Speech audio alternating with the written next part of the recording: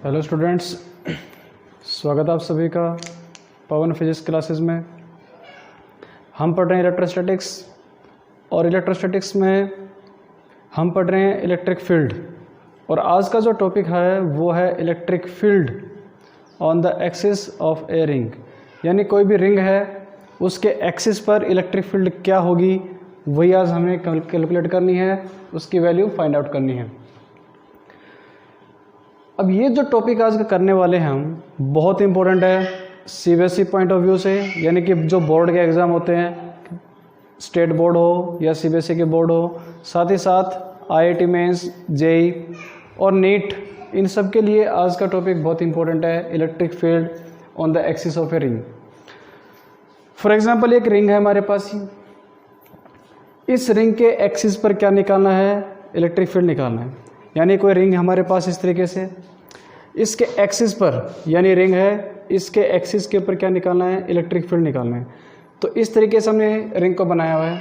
इस रिंग को फिर हमने क्या किया? इस तरीके से रख दिया। तो ये हो गया हमारे पास एक रिंग।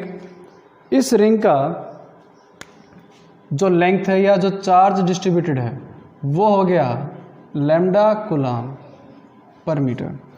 और इस पूरी रिंग के ऊपर चार्ज जो है, टोटल चार्ज, वो टोटल चार्ज हो गया Q।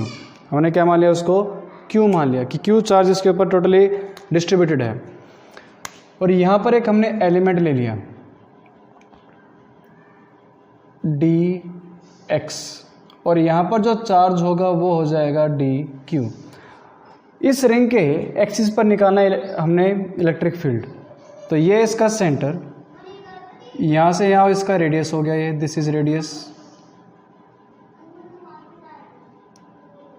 किसी पॉइंट के ऊपर यहाँ निकालना है इलेक्ट्रिक फील्ड। तो यहाँ हमने लिया एक एलिमेंट। तो इस एलिमेंट से इस पॉइंट P के ऊपर क्या निकालेंगे? हम इलेक्ट्रिक फील्ड निकालेंगे। तो उससे पहले हम पढ़ेंगे कि जो चार्ज है, लैम्डा की बात करें तो लैम्डा होता है Q/L। तो Q हो गया टोटल चार्ज। इस कंप्लीट की लेंथ, यानी एक सर्कल है तो सर्कल के जो लेंथ होगी वो क्या हो जाएगी? 2πr, उसका सरकमफ्रेंस हो गया। और यहाँ अगर हम dq की बात करें हम, तो लैम्डा होता है, यानी dx की बात करें, इस कंप्लीट के ऊपर चार्ज कितना है? q है। और इस एलिमेंट के ऊपर जो चार्ज होगा वो किसके बराबर हो जाएगा? वो हो जाएगा dq/dx। तो यहाँ से हमारे पास dq की वैल्यू हो जाएगी लैम्डा dx। ये बहुत इंपॉर्टेंट है, लैम्डा dx। ये हो गया dx। यहाँ पर चार्ज कितना है? dq का है। और यहाँ सिमिलरली इस तरीके से हमने एक एलिमेंट बनाया हुआ है। ये जो दूरी है, दिस इज रेडियस, और ये कंप्लीट दूरी यहाँ से यहाँ कितनी होगी? वो होगी x। हमने एज्यूम कर लिया। अब इस कंप्लीट रिंग की वजह से इलेक्ट्रिक फील्ड होती है E, बट यहाँ पर हमने क्या लिया है? एलिमेंट लिया है। तो यहाँ से जो इलेक्ट्रिक फील्ड होगी वो कहलाएगी DE। इस पॉइंट के ऊपर ये हो जाएगा DE। यहाँ एंगल बन गया थीटा, तो ये एंगल भी हो जाएगा थीटा। तो ये थीटा है तो ये बन जाएगा DE cos थीटा, और ये बन जाएगा DE sin थीटा। सिमिलरली अगर हम इस एलिमेंट की बात करें हम, तो यहाँ से जो इलेक्ट्रिक फील्ड होगी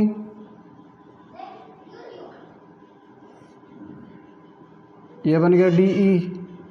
अगर ये एंगल थीटा है तो ये एंगल भी थीटा हो जाएगा। तो ये बन जाएगा DE cos थीटा, और ये बन जाएगा DE cos थीटा, और ये बन गया DE sin थीटा। इस तरीके से अब यहाँ ये DE और ये DE ये क्या हो जाएंगे? कैंसिल आउट हो जाएंगे। यानी कि जो वर्टिकल कंपोनेंट है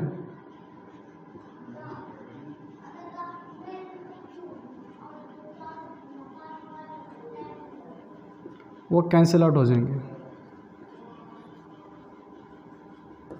अब ऐसा नहीं है, ये एलिमेंट था, यानी ये जो रिंग हमारे पास है, इस तरीके से रिंग रखी हुई है, यहाँ से हमने इस पॉइंट के ऊपर लिया, इलेक्ट्रिक फील्ड यहाँ बनेगी, यहाँ से लिया हमने, यहाँ बनेगी, यहाँ से लेंगे तो इस तरीके से बनेगी, यहाँ लेंगे तो इस तरीके से बनेगी, यानी कि यहाँ पर कुछ इस तरीके से होगा। तो जो वर्टिकल कंपोनेंट्स हैं, यानी यहाँ जो इलेक्ट्रिक फील्ड बनेगा वो कुछ इस तरीके से बनेगा ऐसे करके। तो जो वर्टिकल कंपोनेंट्स हैं वो कैंसिल आउट हो जाएंगे और जुड़ेंगे कौन से, जो सिर्फ हॉरिजॉन्टल में है। तो यहाँ पर ये जो हमारे पास डी ई कोस थीटा बन गया इस कंपोनेंट की वजह से, इस कंपोनेंट की वजह से, यहाँ होता तो भी क्या होता, डी कोस थीटा होता, ऐसा नहीं है। अब यहाँ पर ये जो डिस्टेंस होगा, ये x हो गया, ये r हो गया, तो ये जो डिस्टेंस हो गया ये आ गया हमारे पास r का स्क्वायर प्लस x का स्क्वायर, डिस्टेंस यहाँ से यहाँ तक का डिस्टेंस हो गया। तो ई नेट की बात करें हम, ई नेट की, तो ई नेट कितना हो जाएगा, ई नेट हो जाएगा integral D E cos theta. अब कुछ बच्चे कंफ्यूज हो रहे होंगे, सर ये डी ई कोस थीटा था, ये डी ई कोस थीटा था, तो 2d कोस थीटा होना चाहिए था। नहीं, जो जो कंपो अभी ये वेक्टरली ऐड हो रही है, क्योंकि ये डायरेक्शन क्या हो रही है, same, d cos theta d cos theta, ये अपोजिट डायरेक्शन थी, कैंसिल आउट हो गए। जो सेम डायरेक्शन में है वो क्या हो रहा है, उसका इंटीग्रल हो रहा है। इन दोनों की वजह से ये आया, हो सकता है और कंपोनेंट होते उनकी वजह से भी इसी डायरेक्शन में क्या आना था, डी ई कोस थीटा आना था। तो वहाँ पर हो गया हमारे पास integral D E cos theta. अब यहाँ इंपॉर्टेंट है डी ई की वैल्यू निकालना। तो डी ई क्या होता है, के क्यू अपॉन में आर स्क्वायर होता है। तो यहाँ पर एक एलिमेंट की वजह से है, तो ये हो जाएगा के डी क्यू अपॉन में आर स्क्वायर। आर स्क्वायर कितना यहाँ पर, वो हो जाएगा R square plus X square, उसका रूट, उसका होल स्क्वायर। तो यहाँ से कैंसिल आउट हो गया, तो ये बच गया हमारे पास के डी क्यू अपॉन में आर स्क्वायर प्लस में एक्स स्क्वायर। डी क्यू की वैल्यू हमें पता है, डी क्यू होता है लेमडा डी एक्स, और लेमडा की वैल्यू पता है क्यू अपॉन में 2 पाई आर। तो डी क्यू की वैल्यू हो जाएगी यहाँ से, लेमडा हो गया क्यू अपॉन में 2 पाई आर इंटू में डी एक्स। इस वैल्यू को हम पुट करेंगे इस डी के अंदर, तो डी ई की वैल्यू हो जाएगी, D E will be K Q upon में 2 pi R D X upon में R square plus X square, ये वैल्यू होगी हमारे पास। और यहाँ पर है कोस थीटा। कोस थीटा होता है बेस अपॉन में हाइपोटेन्यूज। तो इस ट्रायंगल की बात करें हम, तो इस ट्रायंगल में बेस क्या हो गया, x हो गया, हाइपोटेन्यूज कितना हो गया, ये हो गया। तो ये हो गया x अपॉन में ये value under root R square plus X square. ये सब चीज़ें हम इस इक्वेशन में पुट करेंगे। तो यहाँ से जो ई नेट होगा, E net will be integral D E की वैल्यू कितनी होगी, वो होगी के क्यू अपॉन में 2 पाई आर, आर का स्क्वायर प्लस एक्स का स्क्वायर इंटू में डी एक्स, और कोस थीटा की वैल्यू है हमारे पास x अपॉन में आर का स्क्वायर प्लस एक्स स्क्वायर, उसका रूट, ये वैल्यू होगी। अब यहाँ पर इम्पोर्टेंट है लिमिट, कि ई नेट की लिमिट क्या होगी, वो हो जाएगी 0 से लेकर के 2 पाई आर, ये होगी यहाँ पर हमारे पास वैल्यू। इनको हम सॉल्व करते हैं, तो इंटीग्रेशन क्या हो जाएगा इस चीज़ का, तो इंटीग्रेशन होगा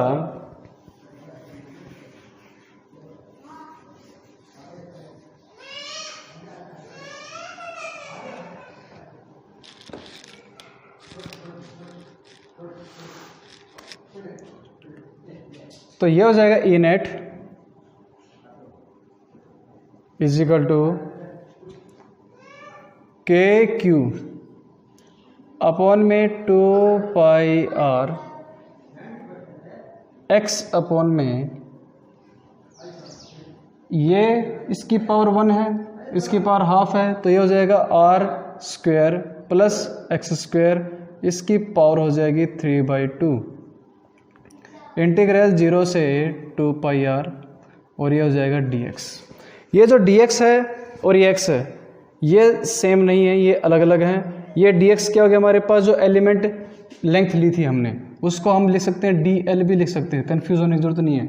इसको हम लिख सकते हैं dl, इसको लिख सकते हैं हम dl, यानी ये हो जाएगा हमारे पास लैम्डा dl।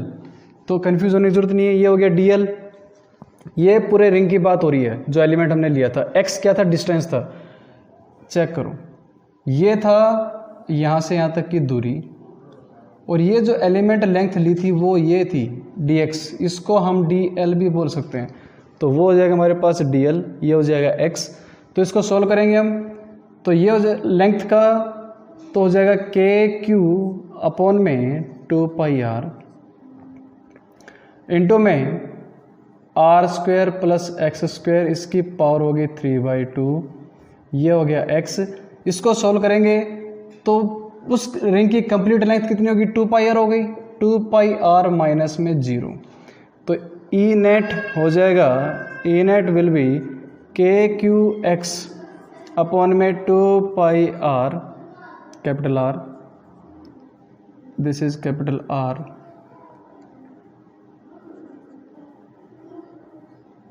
नीचे है R square plus X square, इसकी पावर होगी 3/2 इंटू में 2 पाई आर, यहाँ से यहाँ कैंसिल आउट हो गया।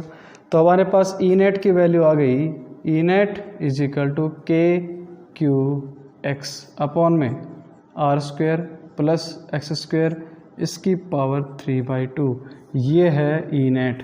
जो इलेक्ट्रिक फील्ड आया उस पॉइंट के ऊपर एक्सिस ऑफ रिंग, उसकी वैल्यू हमारे पास हो गई है KQX अपॉन में R square plus X square की पावर 3/2। अब इसमें इंपॉर्टेंट है कि इलेक्ट्रिक फील्ड की वैल्यू कहाँ पर कितनी कितनी होगी। तो इसमें at x is equal to 0, जब x की वैल्यू 0 है तो e की वैल्यू क्या हो जाएगी, 0 हो जाएगी। और जब x क्या है, इन्फिनिटी, उस वक्त भी e की वैल्यू क्या हो जाएगी, 0 हो जाएगी। बहुत इंपॉर्टेंट बात है ये, यानी जब x 0 है, यानी हम बात कर रहे हैं अब centre of the ring, ring के सेंटर की बात हो रही है, x की वैल्यू 0 है तब e की वैल्यू क्या होगी, 0 होगी। और x अगर इन्फिनिटी है तब भी e की पावर क्या होगी, 0। इसका मतलब क्या हो गया कि जो e मैक्स है वो लाई कर रहा है, lie between x is equal to 0 and x is equal to infinity. यानी जो ई मैक्स है वो कहीं ना कहीं इन दोनों के बीच में कहीं ना कहीं किसी पॉइंट के ऊपर लाई कर रहा है। तो वो ई मैक्स की वैल्यू क्या होगी, वो बहुत इंपॉर्टेंट है, एग्जाम में बहुत पूछा जाता है कि find the position of E max, कि ई मैक्स की पोजीशन क्या होगी निकालेंगे हम। तो जब भी हम बात करें मैक्सिमम की, यानी जब भी हम मैक्सिमम की बात करते हैं तो क्या करेंगे हम करेंगे डी अपॉन में D X is equal to 0, यानी कि ई को डिफ्रेंशिएट करेंगे एक्स के साथ और उसको पुट कर देंगे 0 के इक्वल।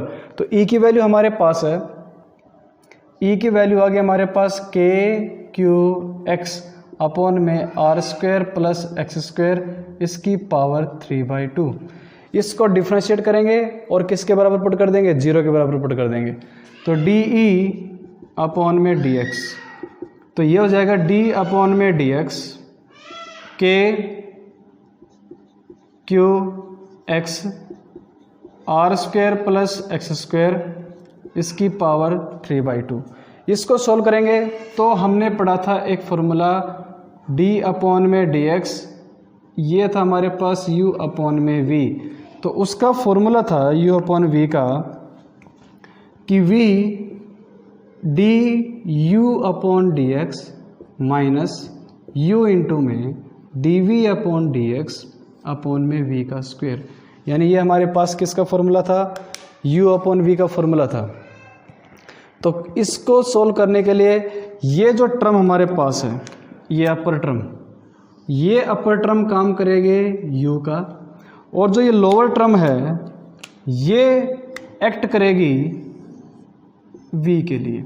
इसको सोल्व करेंगे हम, तो वहाँ से जो रिजल्ट आएगा वो चेक करते हैं क्या रिजल्ट होगा वो। तो dE अपॉन dx किसके इक्वल हो गया, ये d अपॉन में dx u अपॉन में v, इसका फॉर्मूला हम लगाएंगे। यहाँ पर v क्या है, ये हमारे पास है, तो ये हो जाएगा हमारे पास r स्क्वायर प्लस x का स्क्वायर, इसकी पावर हो गई 3/2 इंटू में d अपॉन dx किसका, u की वैल्यू है k q x माइनस में, अब यहाँ पर हमारे पास u क्या है, ये हो गया k q x, डिफ्रेंशिएट करेंगे इसको हम d अपॉन dx, किसको, v को, v हमारे पास है r का स्क्वायर, यहाँ पर वैल्यू हो जाएगा हमारे पास r का स्क्वायर प्लस x का स्क्वायर, r का स्क्वायर प्लस x का स्क्वायर, इसकी पावर 3/2, और नीचे v का स्क्वायर, v कितना है, वो है r square plus x square power 3/2 इसका होल स्क्वायर, तो इससे ये कैंसिल आउट हो जाएगा स्क्वायर से स्क्वायर। तो ये हो जाएगा हमारे पास r square plus x square power हो गई 3/2 इंटू में d, ये आ जाएगा k q, dx upon dx cancel out हो जाएंगे, माइनस में k q x, इसको डिफ्रेंशिएट करेंगे तो पावर आ गई बाहर, ये हो गया पावर जो है वो आ गई बाहर, 3/2 पावर है, 3/2 आ गया बाहर, इंटू में ये वैल्यू हमारे पास है r square plus x square, ये हो गई 3/2 माइनस 1 इंटू में इस x का करेंगे तो ये हो जाएगा 2x, और नीचे हो जाएगा हमारे पास r square plus x square, इसकी पावर हो जाएगी 3। अब यहाँ पर इस 2 से ये 2 कैंसिल आउट हो रहा है, कॉमन क्या आ रहा है चेक करते हैं हम, और इसको किसके इक्वल पुट करना है, इसको पुट करना है 0 के इक्वल, इसको पुट करेंगे हम 0 के इक्वल, ये सारी टर्म किसके इक्वल हो जाएगी, 0 के इक्वल पुट हो जाएगी।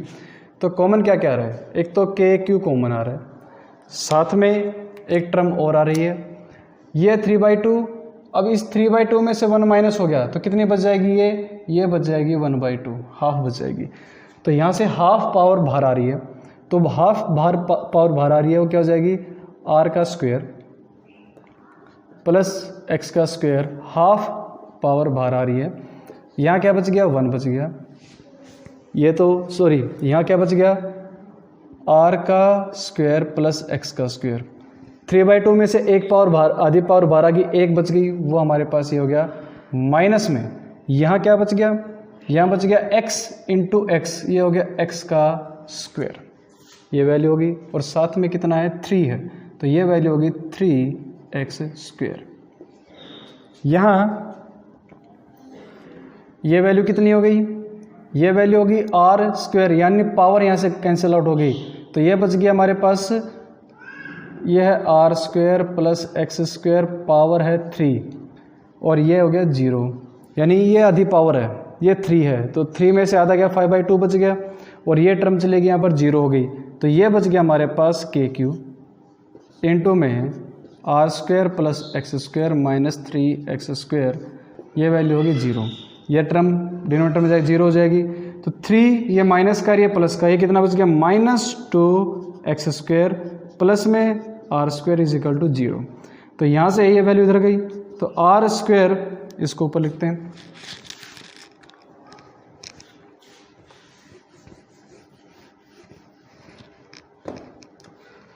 ये हो जाएगा r square is equal to 2x square, तो हमें चाहिए x की वैल्यू, तो ये हो जाएगा r स्क्वायर अपॉन में 2 is equal to x square, तो ये वैल्यू होगी r अपॉन में √2 plus minus is equal to x, ये हमारे पास x की वैल्यू आ गई कि ये वैल्यू मैक्सिमम कब होगी, इन पॉइंट पर क्या हो जाएगी, वैल्यू मैक्सिमम होगी।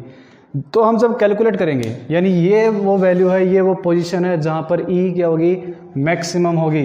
यानी x की वैल्यू क्या हो गई, एक तो हो गया प्लस r अपॉन में √2, दूसरा क्या हो गया x is equal to minus r upon में √2। जब इसका ग्राफ देखेंगे हम, तो ग्राफ को जब ड्रॉ करेंगे,